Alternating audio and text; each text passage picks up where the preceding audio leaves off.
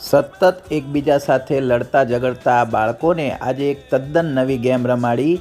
ચલો સ્ટાર્ટ કરીએ. 1 2 3 4 5.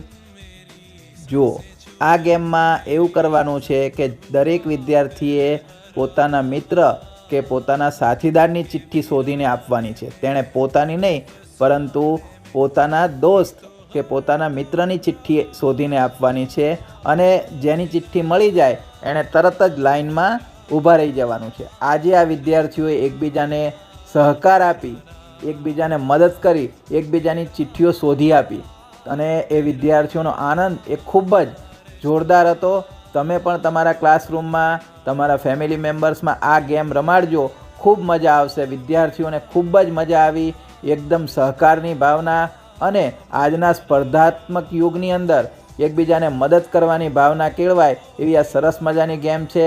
Like, share અને સબસ્ક્રાઈબ કરવાનું ચૂકશો નહીં. Thank you.